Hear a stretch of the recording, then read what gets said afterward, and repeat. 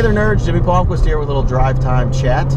And today we were treated to some of the first images of Captain America's Civil War. And essentially we were given an idea of who is on what team. Now granted, this is a small number as opposed to the huge cadre of heroes I hope to see, even villains to that point.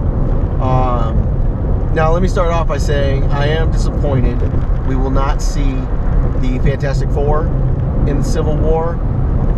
I think they play a huge part in Civil War, specifically Reed Richards and his team up with Iron Man, so I'm bummed we won't see that.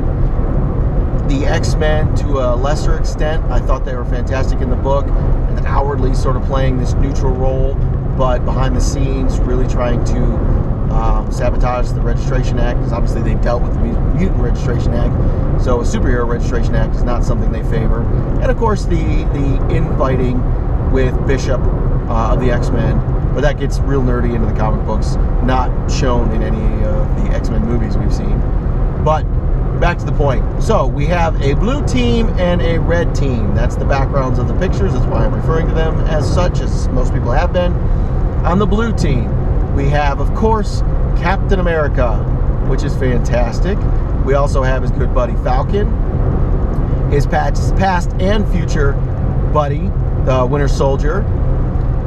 We also have Agent 13 from the Winter Soldier, and we have Hawkeye. And if you didn't notice, on Hawkeye's shoulder is Ant-Man, which I will come back to that point, but that's interesting that Ant-Man is on Captain America's side.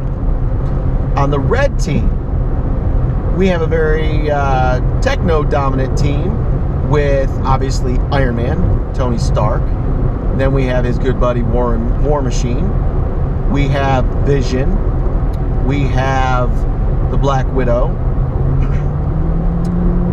I honestly am not sure how, just looking at those teams, how we have sort of fairness. And there's one more member that I'm a little confused at, only because of the comic books. There's Black Panther being on Iron Man's team. Black Panther in the books was very much against Iron Man. Not necessarily against the Registration Act, although that's what he was because he was against Iron Man, but very much against Iron Man and sort of the law that they were mandating on superheroes, and more specifically the way the United States was treating his nation, as he, is the Prince King, and not happy with the way he was being treated, or his wife, who we also will not see in this, who is Storm. But the two teams so far, okay, interesting. I think the Vision gives the red team a huge advantage. Rumors are there is a double agent, so not exactly sure who that will turn out to be. I'm kind of leaning towards Black Panther, simply because, again, in the books, he was on Captain America's team, but we'll see. Characters I'd like to see in the movie that I don't believe we really heard about is Daredevil, who was on Captain America's team. Luke Cage, also on Captain America's team. Iron Fist, also on Captain America's team. And things that we have references to movies that are going to be coming out, but we haven't seen these characters, namely Doctor Strange, who in the comic books was basically staying out of it and doing his own thing, not really fighting on either side. And Captain Marvel, who actual Captain Marvel versus Miss Marvel, Carol Danvers, two different things happened, and I'm curious to see how they're going to do it, because I believe we're going to have Miss Marvel as Captain Marvel, and she was very much on the registration side, staying on the law, but she kind of went back and forth at times helping Captain America's side. So I'm curious how that's going to play out. And then Captain Marvel, I think this is getting too nerdy for the movie, came back from the dead in a timeline that wasn't his, and was very Again, very comic booky, and I don't think they'll deal with that at all. Other characters I'd really like to see that we've had zero mention of, but I think would be fantastic in this are Namor, which I believe is still owned by Universal, but Universal has played with Marvel before, specifically with the Incredible Hulk. So I would love to see Namor make an appearance, because again, in the comic books, his nation, Atlantis, played a huge role. And then of course the She-Hulk, who I thought was great in the comic books because she's a lawyer but also a superhero, both fighting on the side of the law, which would be Iron Man's side. Again, no mention of her or Hulk. So very curious if Hulk will make an appearance. Obviously the events of Age of Ultron sort of say no, but you never know.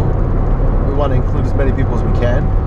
Also, no mention of Thor, which, if you remember in the comic books, Thor was like a clone slash robot android and went haywire and killed Goliath and added a very somber, sad note to the war that they kept pointing to. So not sure how that's going to play out, because obviously we have the real Thor, and this movie is going to come out before Thor's next movie, so we'll see how that plays out. I'm just interested to see how they're going to take this huge crossover event, which is like over 90 books, almost too long, and pare it down into like a 2.5 hour movie. Oh, another character that I'd love to see, who was obviously the wild card in the bunch, was the Punisher. And the Punisher landed on Captain America's side. At times he was good for the team, and at times he was not good for the team. So very curious if he will play a role and where that will land. And again, yes, I'm taking into consideration budgets and all that.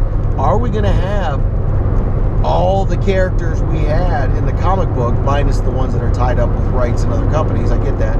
But are we going to have, on that scope, that big of a number? Or are we going to look something that's a little scaled back with just the big names that we know and maybe cameos here and there? I honestly don't know. I have no idea where this is going. I know they're currently filming, and they're going to be coming to a release date next summer.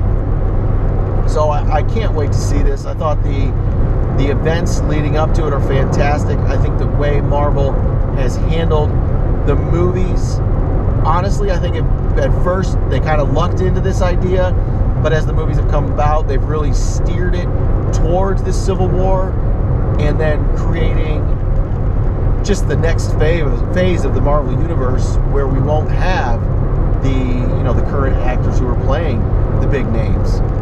I think that's huge. And then obviously we have the Infinity War after that. So I'm very curious how this is going to play out. I think Marvel's done a fantastic job. Very curious to hear what you guys have to say with the current team, blue versus red, Captain America versus Iron Man, that we see. Let me know in the comments below.